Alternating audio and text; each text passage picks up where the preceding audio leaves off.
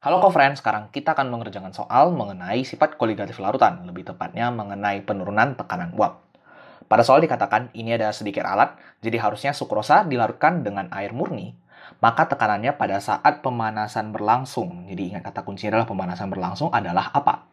Terus kita diberikan 5 opsi. Untuk mengerjakan soal ini, pertama kita harus memahami konsep mengenai tekanan uap terlebih dahulu, dan bagaimana pengaruh zat terlarut terhadap tekanan uap yang terjadi. Di sini kita memiliki sebuah bejana, dan bejana ini mengandung air murni.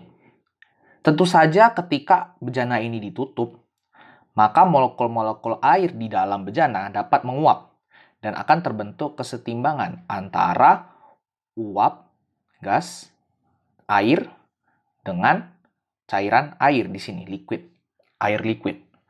Dan ketika tekanan yang terbentuk pada saat kondisi ini sudah setimbang disebut dengan tekanan uap. Sekali lagi, tekanan uap adalah tekanan yang terbentuk oleh gas-gas yang terdapat dalam suatu bejana tertutup dalam kondisi setimbang.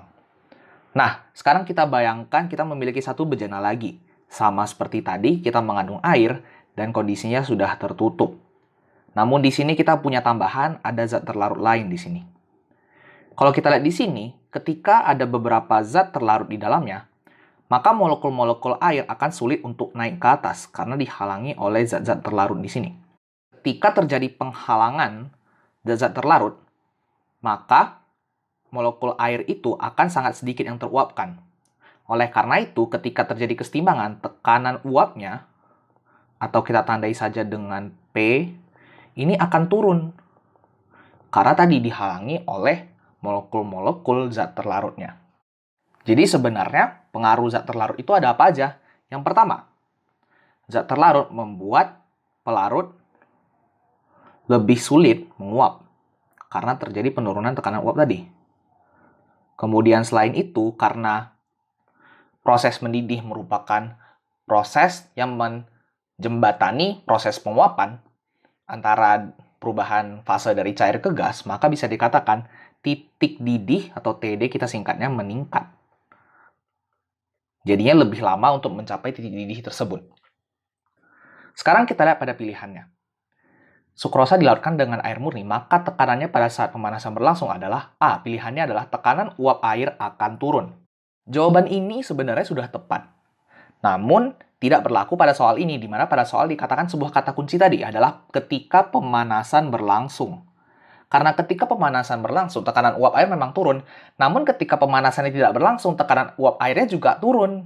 Begitu. Karena tekanan uap airnya sudah turun dari awal, karena tidak perlu melakukan pemanasan, maka jawaban A dan B itu bukan merupakan jawaban yang kita cari, di mana pada B, tekanan uap air akan naik, justru harusnya menurun. Tapi tidak, khusus pada saat pemanasan berlangsung.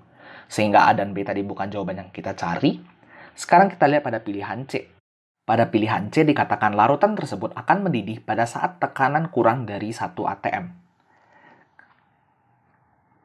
Tekanan uap air ketika suhu air mendidih yaitu suhu 100 derajat Celcius, ketika T sama dengan 100 derajat Celcius, maka tekanan uap air adalah 760 torr atau sama dengan 1 atm.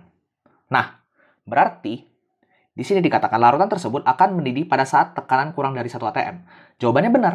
Mengapa? Tadi kan dikatakan ketika suhunya mencapai 100 derajat Celcius, kalau misalnya ada zat-zat terlarut di sini, maka tekanan uapnya menurun. Sedangkan pada pernyataan di bawah ini, tekanan uap pada suhu 100 derajat Celcius, tekanan uap airnya adalah 1 atm. Sehingga bisa dikatakan, pada saat suhu 100 derajat Celcius, ketika ada zat terlarut, maka larutan tersebut akan mendidih pada tekanan kurang dari 1 atm. Sehingga C adalah jawaban yang kita cari. Tapi sekarang kita lihat pada pilihan D dan E mengapa bukan merupakan jawaban yang tepat. Larutan tersebut tidak akan mendidih pada saat temperatur sampai di atas 100. Pada pilihan D, jawabannya tidak jelas.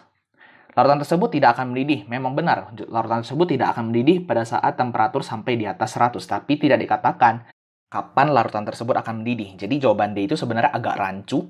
Jadinya bukan kita bisa menggunakan sebagai jawaban yang tepat. Kemudian pada pilihan E, larutan akan cepat mendidih pada saat temperatur belum mencapai 100. Justru seharusnya titik didihnya naik. melebihi 100 derajat Celcius, sehingga E bukan jawaban yang tepat. Jadi sekali lagi jawaban yang tepat adalah C. Sampai jumpa di soal berikutnya.